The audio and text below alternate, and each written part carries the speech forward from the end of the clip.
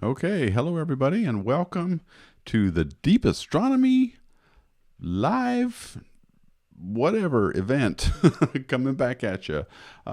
So doing something a little bit weird here this week. What I'm trying to do is also, I want to do these live events for YouTube, but I also want to capture this content in audio format. So I'm going to start making a podcast as well. So tonight, what you're going to see me do is I'm going to talk about the topic on hand, which is why I don't want to see life in the universe, or why I don't want to see discover life on Mars, but life in the universe by extension. And but at the same time, I'm going to be recording the thing on audio as well. So it'll kind of have a little bit different format, a little bit less interactive. But in the end, and one of the reasons why I'm doing this on YouTube is that I want to get your comments and questions, which I'll take toward the end of it. So I'll have the chat window open toward later on in this podcast, and I'll take a look at your questions and we'll talk about them a little bit more. The last one worked out really well. A lot of you guys really turned out in big numbers to watch that. So I was pleasantly surprised. That was 2 weeks ago where I talked about what was exciting coming up in 2016. So I'm going to go ahead and start the podcast, and then afterward I'm going to be looking at your chat questions on YouTube. Now, what you may see is me re-say something again a second time because I'm going to be editing this later for the podcast. Now, if you're curious about where the podcast will be, it'll be on iTunes and anywhere else I can happen to upload it. I haven't started the iTunes account yet, so I'm going to make a couple of podcasts before I do. But this will be the first one in that series, so you'll be able to see what's going on. So I'm going to record this in Audacity, so let me go ahead and hit the record button on here. All right, now it should be recording, and it is. Good. And now I'm going to go back. Now, and also I'll be looking down at the screen a little bit because I'll be looking at my notes that I've taken from a variety of different sources. So I hope you guys enjoy this, and we will go ahead and get started. I think I'm live. Let me just double check that everything is going okay. I want to click to preview that. Yep, so I am doing it. There is a live chat window, and off we go. Okay, so let me get started here. Hello, space fans, and welcome to the Deep Astronomy Podcast, your periodic source of news, discussion, insights, and perspective on a universe where 95% of it won't interact with us in any way. My name is Tony Darnell, and I'll be your host on this journey through space and time. Well, I'd like to welcome everyone to this inaugural episode of our humble podcast. I'm a little relieved because I used to be a blogger, and based on that experience, I've written for many blogs over the years, and I realized that of all of the posts I ever did on a blog, didn't matter what they were, the first one that I ever did, the opening post, the Hello World post, was always the least read. And so I'm a little bit relieved because I can make a lot of mistakes on this podcast and nobody's really going to find out, I hope. So we'll see how it goes. So with that in mind, the topic I chose to talk about to get us started is why I hope we don't find life on Mars. And I delved into this topic before in my video, Life in the Universe number 3, The Great Filter. But I'm going to do this one again because I think this topic is very important. And I want to maybe try and say things a little bit differently because it's a difficult concept. And so I think if you say things a little bit differently each time, maybe it'll make it a little bit clearer. But if you haven't seen that video, I would encourage you to watch it on my Deep Astronomy channel. Now, that video was one of the hardest I ever made, and so, but just because of the subject matter, it took me years really to make that thing. So, again, this is another attempt at that.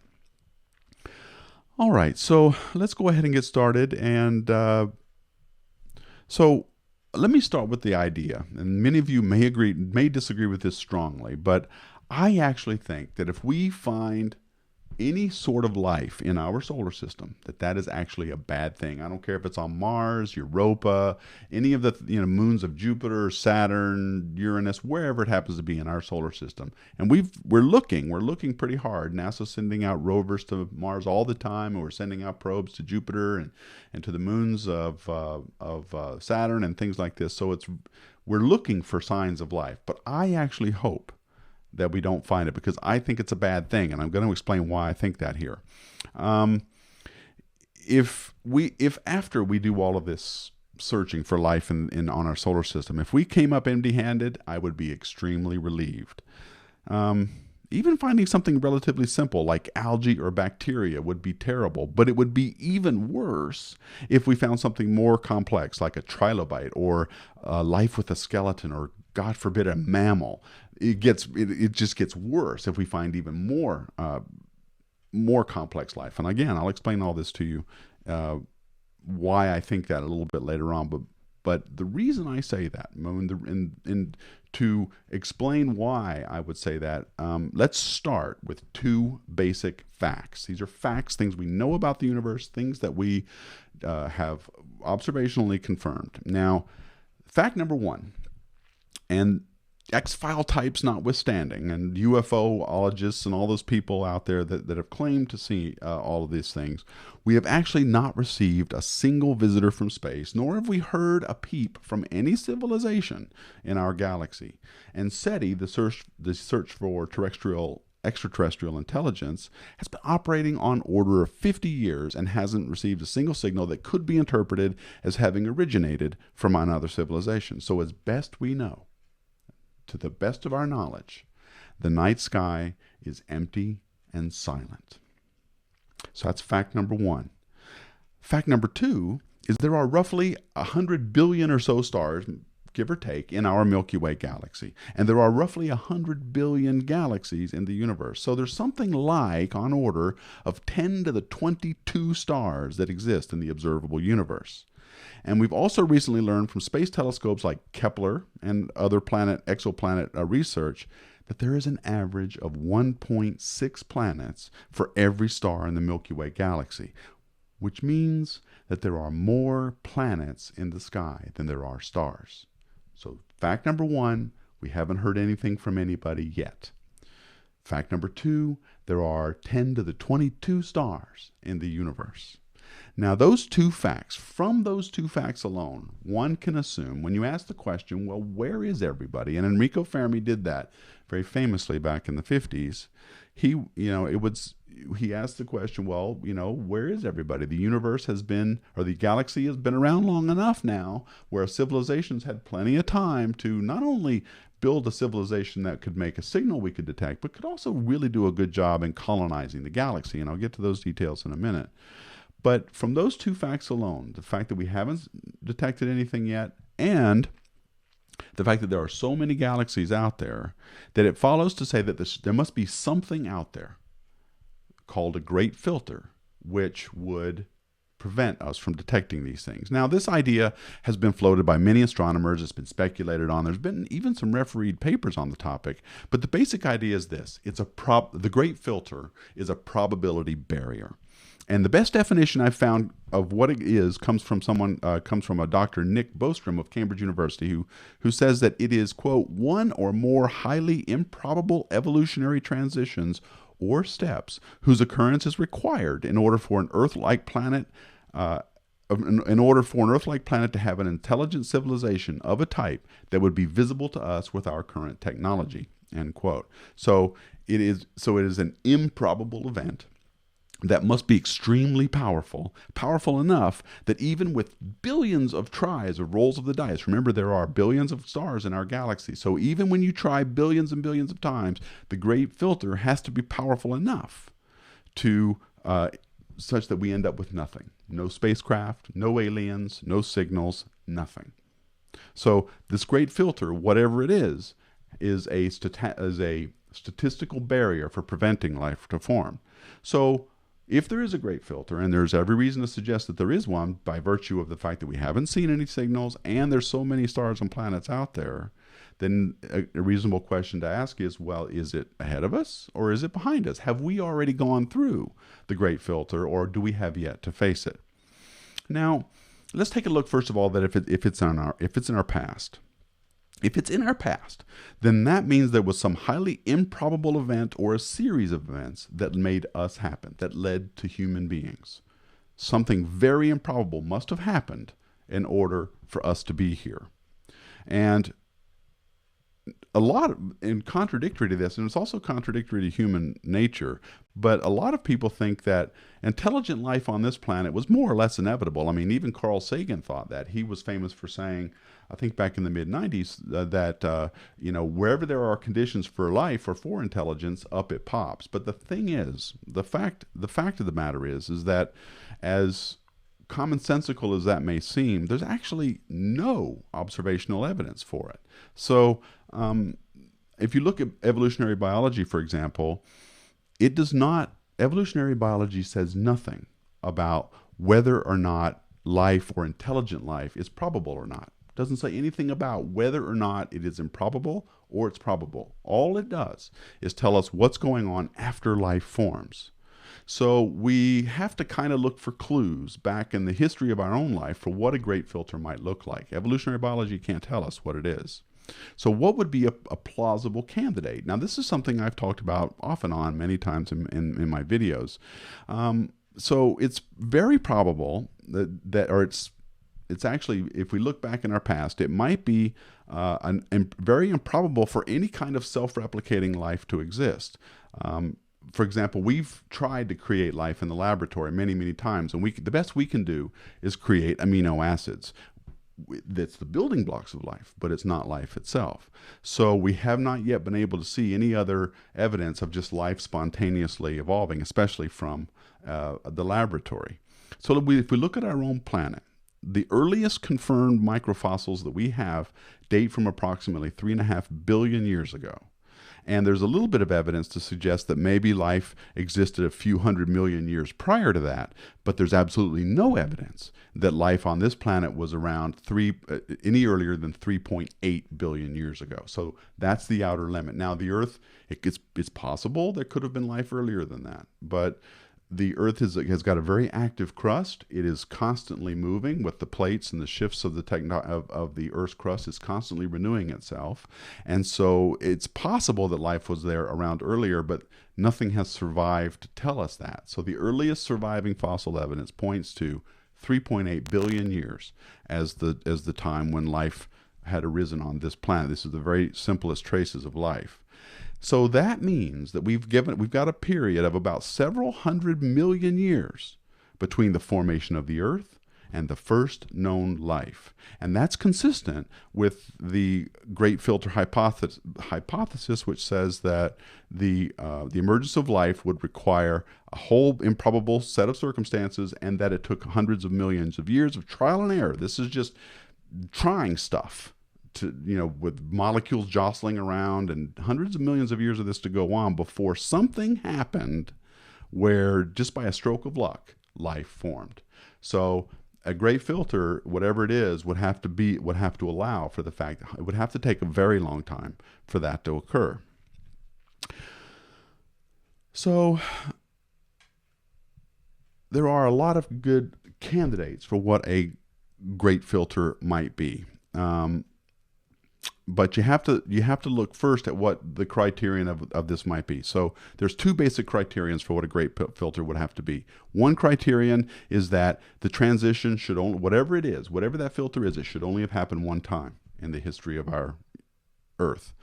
So things like the evolution of flight, eyeballs, sight, photosynthesis, limbs, all of this stuff has happened many different times in the history of the planets and evolution. So you can't use that as a great filter. It has to be something that's only happened once. And the second criteria is that it has to have taken a long time. And the reason for that is that the trial and error thing. Evolution is anything but efficient. It tries everything, right? It doesn't have a plan. It doesn't decide where it's going to go. It just tries everything, and what we end up with is what sticks. So it takes evolution, by definition, and the way it works, a very long time to work. So whatever a great filter is, we're defining it here as something that can only have happened one time, and it must take a very, very long time for it to happen. So there are the ability of the emergence of life on the planet, and this is what I always argue pretty strongly. The emergence of life on the planet qualifies as a great filter. As far as we know, it's only happened one time. And it took several 100 million years for it to happen. Between the formation of the Earth and the first fossil evidence, it took several 100 million years for life to get here. So that could qualify as a great filter. Just a simple emergence of life. It meets those two criteria. But we could also say, well, okay, maybe that's simple. Maybe that step is a simple thing. Maybe going from no life to life happens all the time. Very common. We could look a little bit later for other great filters, like later on in our evolutionary history. Are there any other examples that meet those two criteria? And there are. So if we go, for example, it took 1.8 billion with a B years for the Earth, life on Earth, to go from prokaryotes, which are the most basic, what are they calling it? Single cell organism. It's the most basic single cell organism, to evolve into eukaryotes, which are more complex multi-celled nucleus with a membrane enclosed around it. It took 1.8 billion years to go from prokaryotes to eukaryotes. And as far as we know, that only happened one time. So that could also be a great filter, the going from prokaryotes to eukaryotes. So we have two possible great filters. Let's just review here. We've got the emergence of life at all, going from something, just having it emerge, takes a long time. That could be one. The second great filter in our past could have been this idea of going from prokaryotes to eukaryotes. Okay. There's other candidates, some like going from single cell to multicellular organisms. That could be a great filter. It could only, as far as we know, it only happened one time.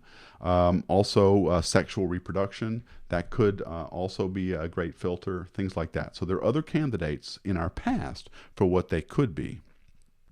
So that would be the possibility that the great filter is behind us, and it would explain the absence of any observable aliens. Why don't we see any aliens? Because the rise of intelligent life on any one planet is very improbable by those things I just said. And so it follows then that we could most likely be the only civilization in our galaxy, or even the entire observable universe. I mean, it does follow that could happen, and I'll go back to this in just a little bit. So that's the case if the great filter is behind us. And that would be a relief because we've already gone through it. But what if it's ahead of us? What would that mean? So that means that there are if we have not faced the great filter yet, then this would mean that there is some event that's highly improbable but works across all civilizations that prevent it, that come across it, that would prevent almost all technological civilizations from progressing to the point where they can do any kind of large-scale population of the galaxy or space exploration. So whatever it is, it would have to be a very improbable event that would take place in our future. So for that to happen, I'm looking at a lot of my notes here, which is what you're seeing me do. So let's say it is in our future. So for the great filter to be effective, it would have to be something that is an existential risk. And what do I mean by that? Well, that is something that would wipe out all civilization and prevent it from progressing any further. And there's a lot of examples you can think of. For example, nuclear stockpiles, nuclear war, asteroid hits, giant volcanoes erupting, advanced forms of nanotechnology, some kind of artificial Skynet intelligence thing that wipes out all intelligence. So we've thought about this a lot, especially in science fiction. There's lots of things we can imagine. Some kind of high-energy physics experiment. People are very afraid of the Large Hadron Collider, for example. So there's lots of things we could imagine that could pose an existential risk to us that could ultimately be a great filter. But here's the funny thing about this, and something I've been thinking about a lot recently, is that the study of existential risks, in other words, things that can destroy us, is a pretty important thing that we probably should be thinking about. And yet we give surprisingly little research effort into this. We don't really spend a lot of time researching possible existential effects. I mean, it would be to our benefit, obviously, to try and identify, if the great filter is ahead of us, what form it might take.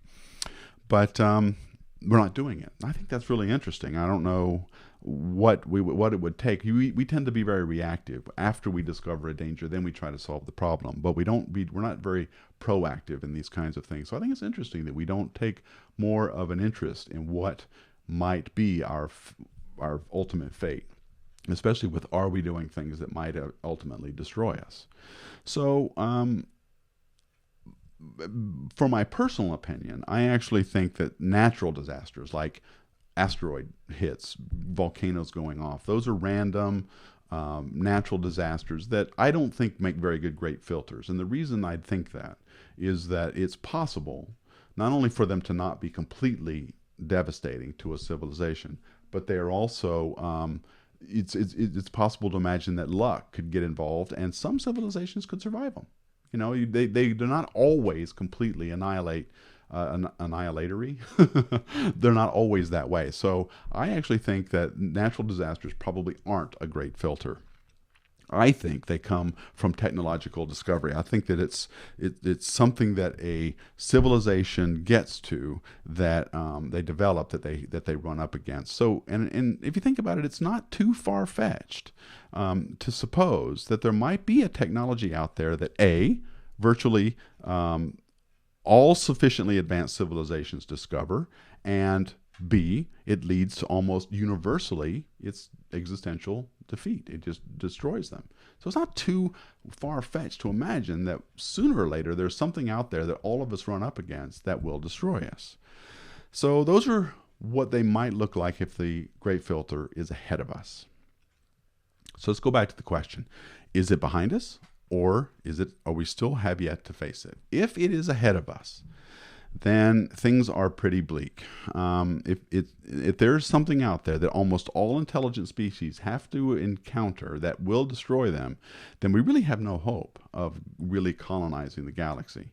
And there's lots of ways one could do it. One could do it with von Neumann probes or whatever it is, self-replicating probes that go out through the galaxy. But if we have yet to face the great filter, I think that we really aren't going to be able to do any of that, because it's 100%, right? Remember fact one, there is no civilizations that we've detected yet. And if we haven't by now, the chances are almost zero, I think, that we will. But if it's in our past, then things are much better. So this brings me to why I hope we don't find any life on Mars. Imagine, for example, that we did. Let's say we got a rover out there on Mars, and it found evidence of life that is independent of Earth, meaning it didn't come from Earth and land on Mars and suddenly start forming, but it formed independently on Mars. Or let's say we did it in Europa, where Europa actually there's signs of life there that it rose independently on the surface of Europa and not panspermia or come from Earth. That would be bad news. Very, very bad news. Because what it means is that if we've seen it twice or three times, or however many times we discover it in our own solar system, that means if we can find it in our own backyard, then that means it's pretty common. And I've often said that if we find life on any other planet in our solar system that can be confirmed to have not arisen on Earth but came from that planet, then life is everywhere, right? May not be intelligent life, but early life would be everywhere. So finding it here in our solar system suggests that the emergence of life, what I initially said was a great filter, is actually pretty easy to do. It's pretty probable, not improbable. And that would mean that the great filter is less likely to occur in our past. It gets even worse if we find something like a trilobite or something with a vertebrate, because that means it's gone further along in the evolutionary scale. And that means the great filter is not early on, it's a little bit later on. And that's even worse for us, because that means that it's much more likely that the great filter is behind us because not only is life common, just the emergence of life, but getting complex life is also pretty common. So that spells even more disaster for us. So I'm really hoping we don't find anything more complex than that at all, actually. And I think that if we found anything like a mammal or anything really advanced, then I think game's over. The great filter is not behind us. It is ahead of us, and we have yet to face it. So that is why I am hoping that our space probes will discover nothing on Mars. I hope that it is dead, lifeless, and not a thing out there. I hope the same is true for Europa. I hope the same is true for Enceladus. I hope we don't find a thing, because it means that if we do, and if that life was independent of forming or evolving on Earth, then the great filter is not behind us. It's ahead of us. But if we don't find anything, and if the great filter is in fact behind us, that's wonderful news, because that means we've passed it. That means that life is very, very, very improbable in the universe. And we are here. We did it. We got past that filter. And then everything is possible. Space colonization. We can build von Neumann probes. These are these self-replicating probes that can basically cover the entire galaxy in just a few tens of millions of years. That is all still ahead of us if the great filter is behind us. But if we find life on Mars, then all bets are off. And that is why I hope that we don't find any life on Mars. Okay, well, thank you guys for listening. I hope this was an interesting podcast. I hope I made some sense for you. And I will be posting this up on iTunes very shortly, and I hope to get your feedback and comments too. I am also broadcasting this on YouTube. So I am now going to go to my YouTube channel, and I'm going to look at the people who are hopefully chatting. I'm going to open up the chat window, and I will try and take some of your questions and comments. Oh my gosh. Wow, there's a lot of people here. Okay, let me see if I can find... Well, a lot of you are commenting. That's really great. Okay. They found that neutrinos are faster than light, but could handle Einstein being wrong, so blamed a cable. I don't understand that. Well, I hope we do find something anyway. Okay, we got a couple of trolls here. Okay, Tony, what you just said makes no sense. You are making assumptions and leaps of logic. Finding life on Mars doesn't mean anything about the great filter. Nothing. It means nothing. Zero. Well, that was from Pax Paul from there, and I have to say I disagree.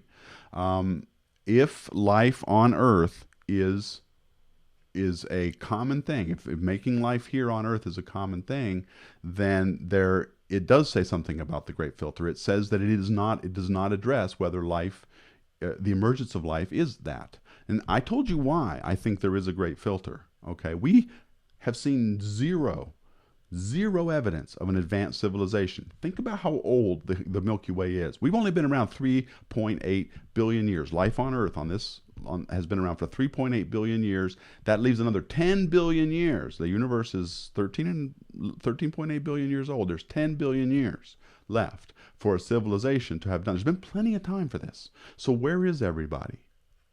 Where are they?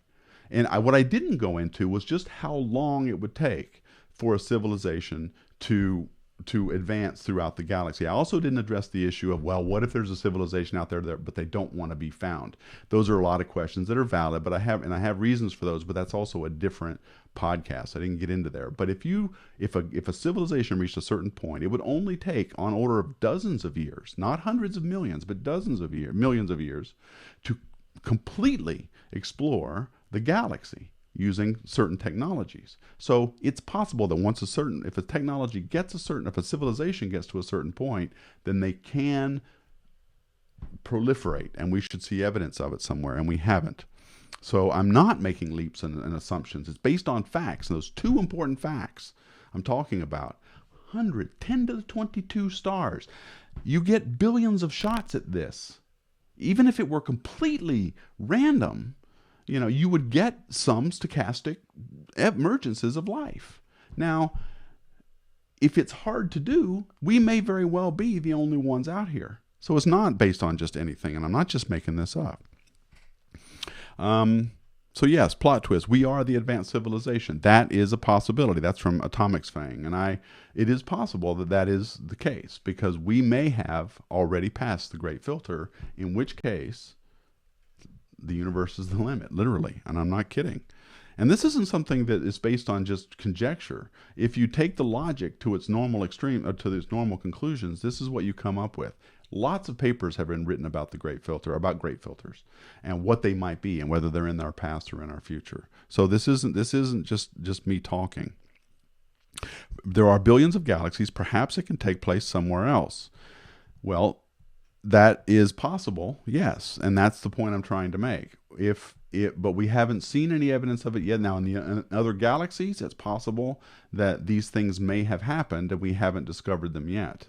That is possible, but we are just now on the verge of being able to see some of these very great and distant galaxies, but we haven't seen that yet, and so I would leave that door open, but at the same time, there needs to be a more, I think, thorough search if there's going to be one, and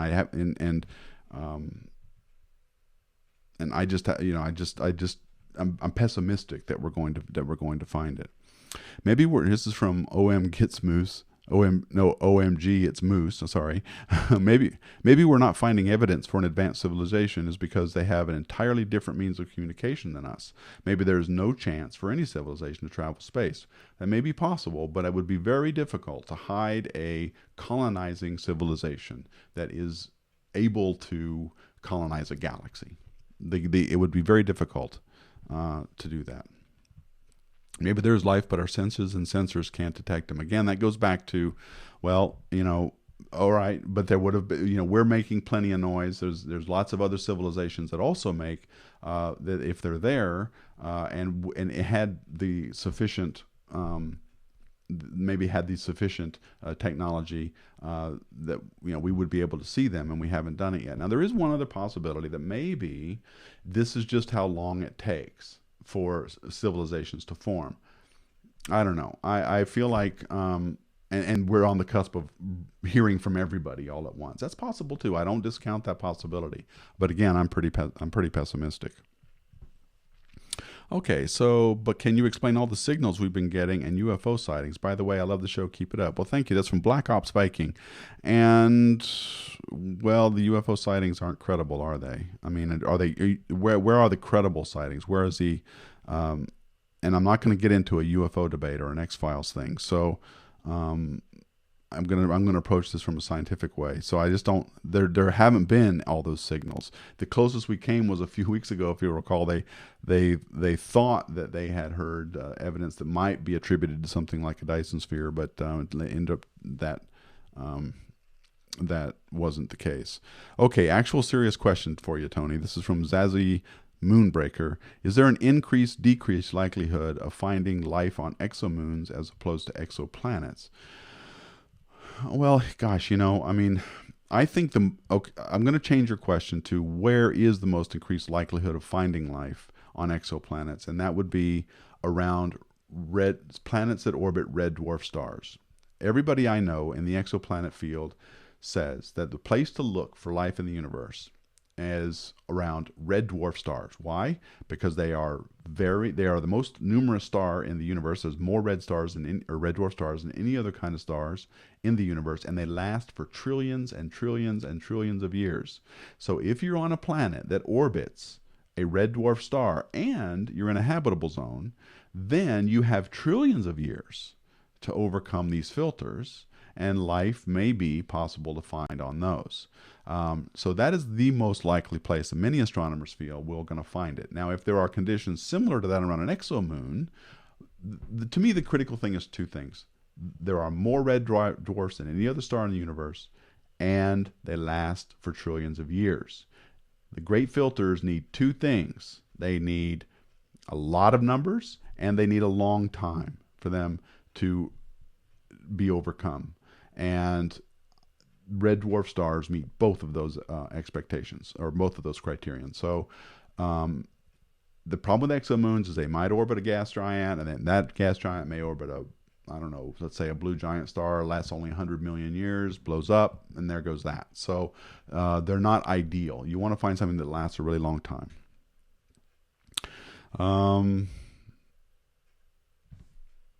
Okay, newbie question. This is from Joachim Ludstrom. Do you think more research into dark energy can end up with solutions to reach above light speed travel, or else we'll live too far away to ever meet?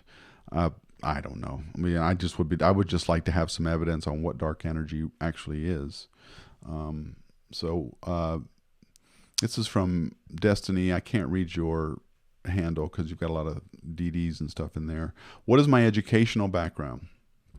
Okay, so I have a bachelor's degree in physics, and I got it in the early 2000s. I've spent my career working as a software engineer and an astronomy educator. And when I explained this in my last Deep Astronomy Live broadcast, but I said that um, when it came time for me to go to grad school, I had a young family, and so I did not choose to go to grad school. Instead, I chose to become a software engineer, and I've talked, and that'll be a future podcast where I'll talk about options for careers in astronomy besides the PhD level, the PhD track. I have worked on many refereed papers. I've had a pretty good career. I really have, and so but I am not a PhD. So just so you know. What are your thoughts on intelligent life getting here too late? Maybe other civilizations are at the same level as us. Well, that's what I just said. That maybe they're at the same level as us, and maybe, but that's so unlikely. The fact that the universe has been around for 13 billion years, and even in our own galaxy, we should see some evidence. Even if all you did was leave it to random stuff, they should be there. They just should be there. It's that simple. There's something out there preventing it from happening. What is it? And that's what people are calling a great filter. Now, it's possible, but I think it's even more unlikely that there's somebody that just paralleled our evolution at the same time, or maybe all civilizations follow the same time as ours. But that's so unlikely. Imagine a red dwarf star that's been around for 1 trillion years already, has probably had dozens of incarnations of something like a civilization that could have come by now. And there are so many red dwarf stars. So why aren't they there? Where are they? We keep coming back to that. It's not a stupid question. It's really important because there should be something that we should have seen and we haven't yet.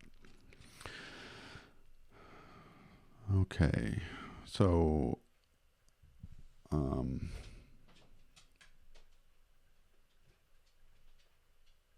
does this great filter hint at a higher power? The randomness of the universe seems to counter the great filter.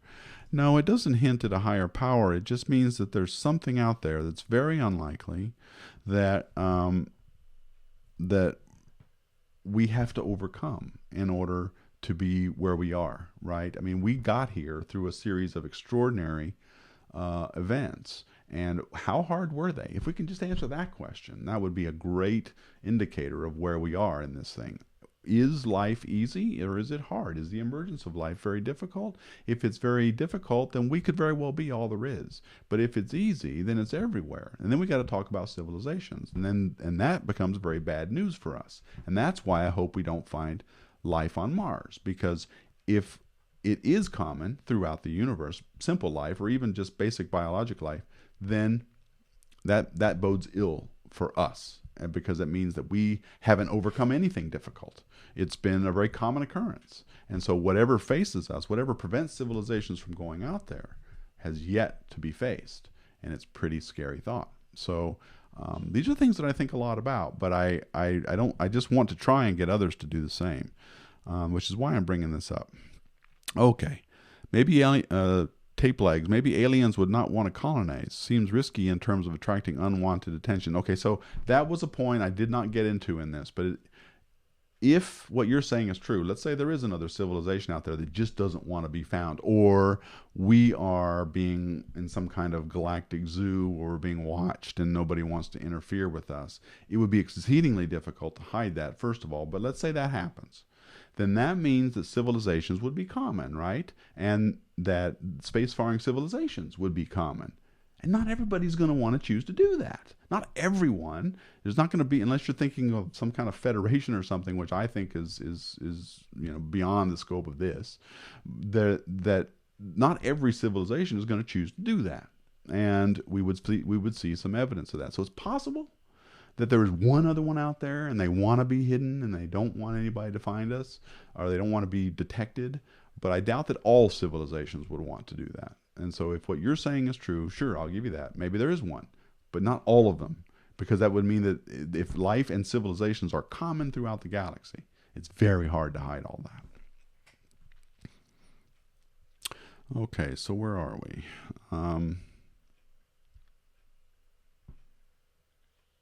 Doesn't the radiation at the center of the galaxy preclude a lot of potential habitable planets? This is from Christopher Pedersen. And how big a percentage do you think we're talking about? Yes, you're right. The center of the galaxy would be a very inhospitable place for a lot of forms of life, and it does preclude a lot of life from forming there and finding a potentially habitable planet. But I think that when we're talking, and I don't know the distribution of red dwarf stars in our galaxy and where they are in relation to the center, but there are still a good number of them that would be far enough away, I think, that would be fine. So I don't know that it's that big of a percentage, but I can't say for sure. If the universe is infinite, does that mean that there is an infinite amount of matter? Yes. But we don't know that that's true. We can only see what's in the observable universe.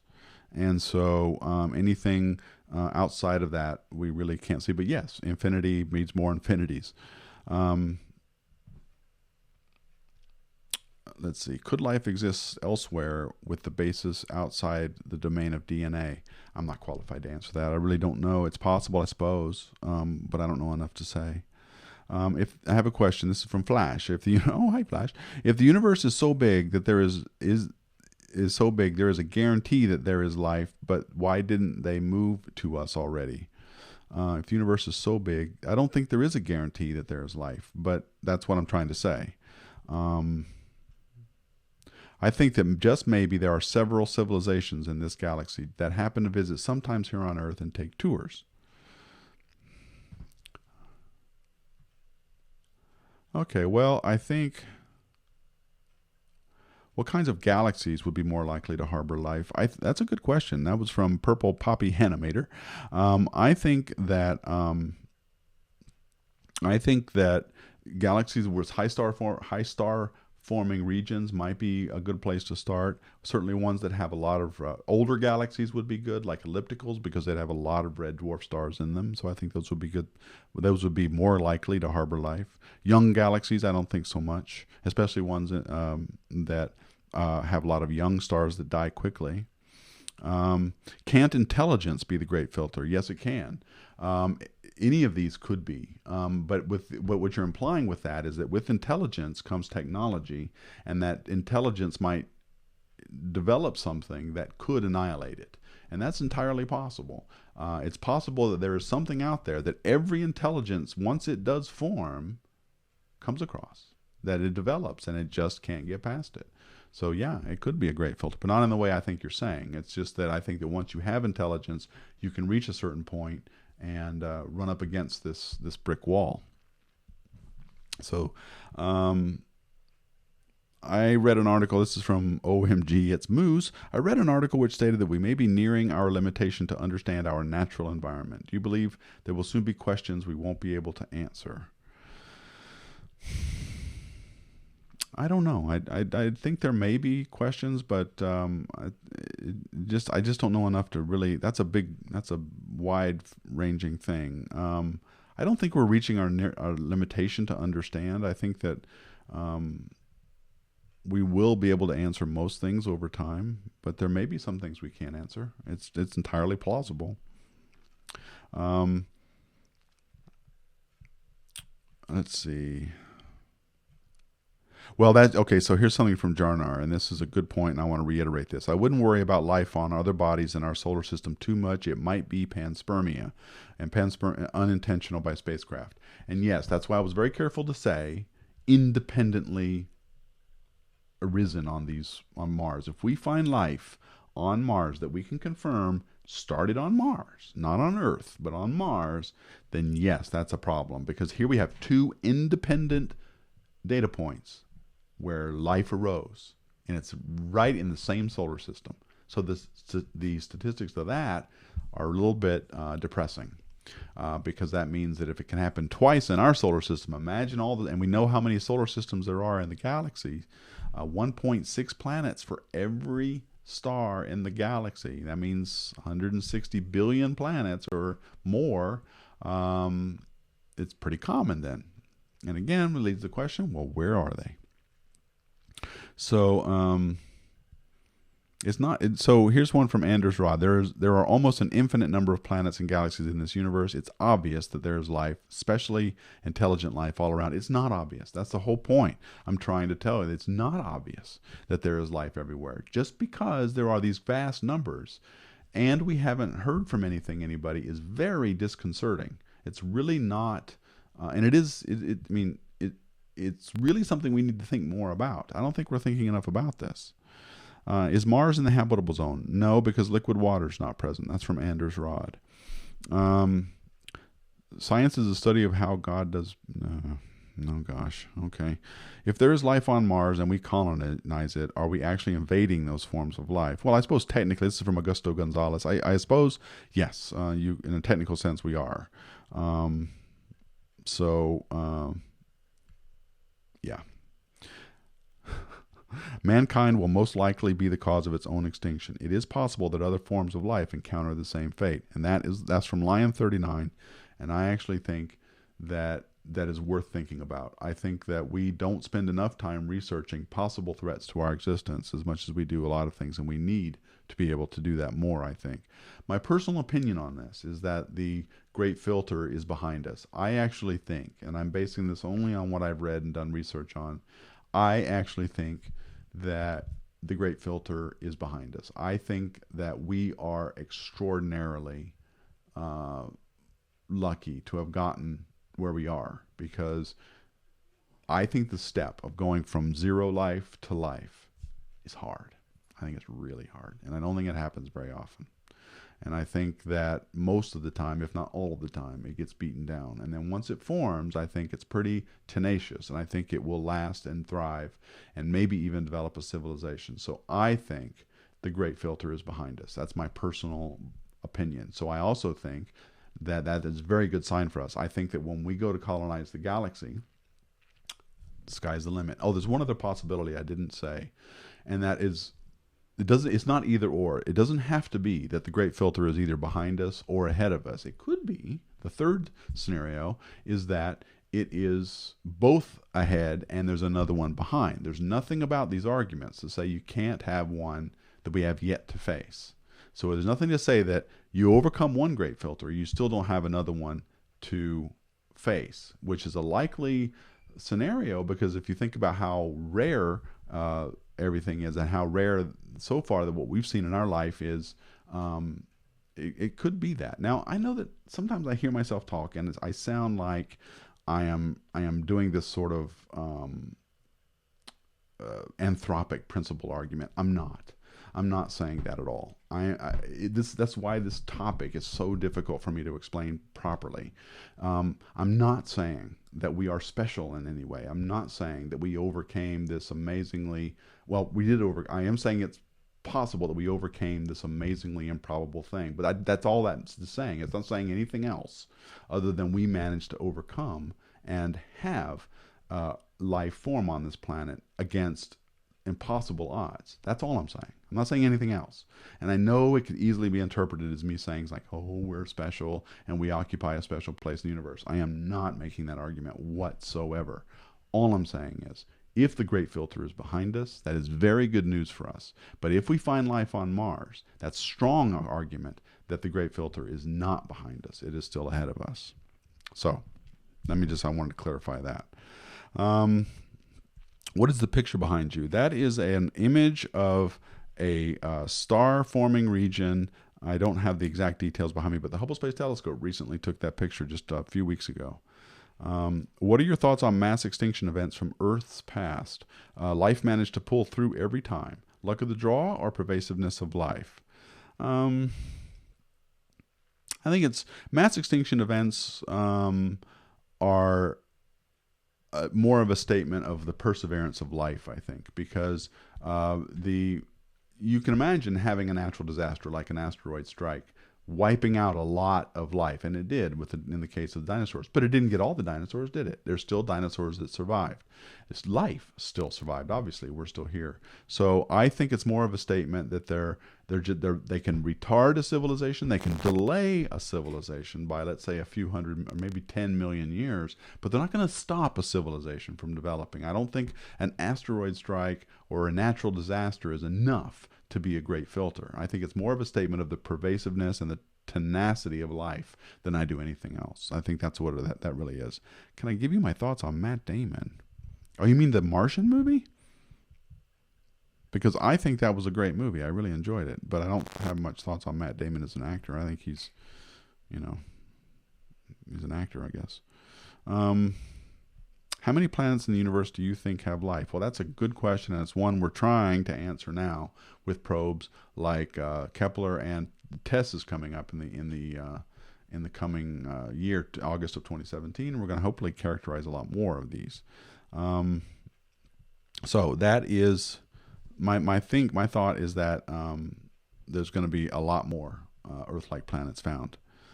Why must there be a great filter? Well, that's the whole point that I'm trying to get to here.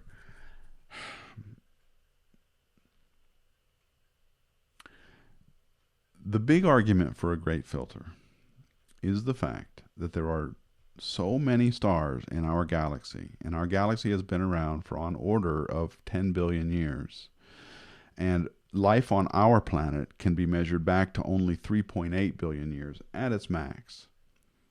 That there's been plenty of time in the history of our galaxy alone. Let's just forget the universe for a minute. Just talk about our galaxy. There's been plenty of time for not only for life to have evolved on countless worlds and thrived and done what it's done on Earth, but for civilizations to come forth many times over. And they could have, forget the ones that could have been destroyed by asteroid impacts. Another one could have popped up. There's plenty. The mathematics just scream that there should have been more than there are. Why are we the only ones that we've detected, and why haven't there been more evidence of it going on? The fact that we haven't detected anything, the fact that there's so many planets and stars in our galaxy, strongly argue for the fact that there is something there keeping civilizations from forming.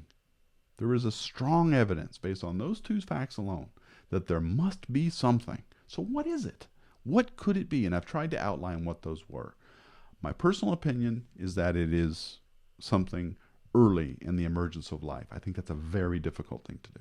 But I'm not basing it on anything other than what I think, because evolutionary biology can't answer that question for us. It has nothing to say about how improbable or probable life is. It only talks about life once it forms. So that's why there must be, I think, a great filter.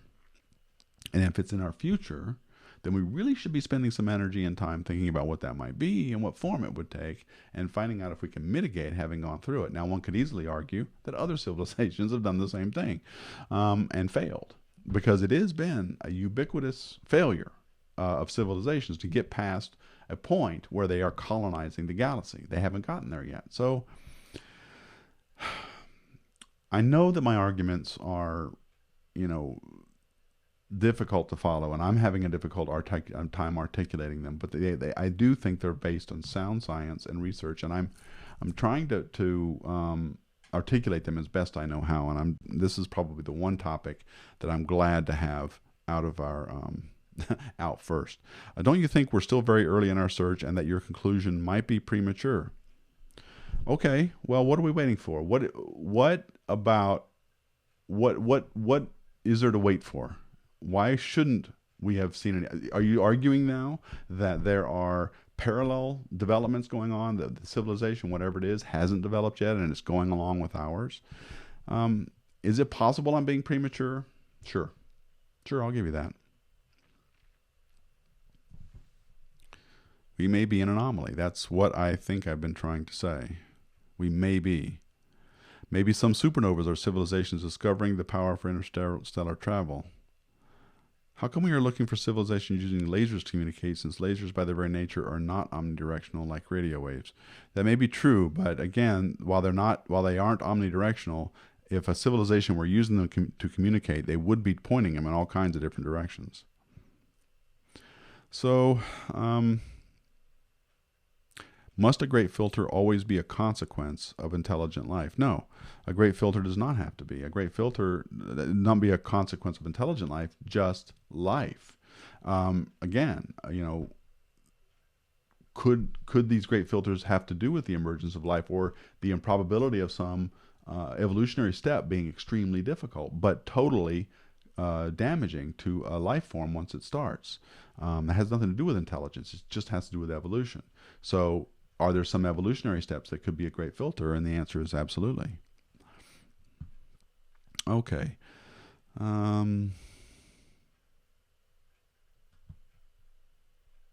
Okay. Well, I think I think I've exhausted this, and I'm going to go ahead and stop here, folks. I'm hoping you're finding these interesting and at least worth thinking about. And I've done my best to explain a very difficult topic that bothers me, and it's something I think about a lot from the scientific and the life in the universe realm, without invoking things that are nonsense, like spirituality or strange, UFOs and things like that, but just using scientific arguments themselves.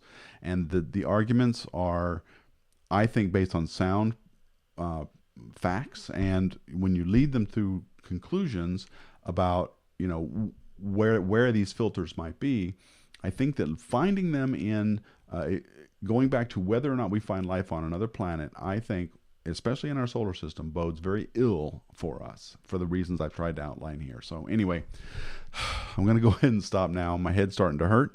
I hope you had fun watching this. I hope you got something out of it. I want to thank you all for watching. And as always, keep looking up.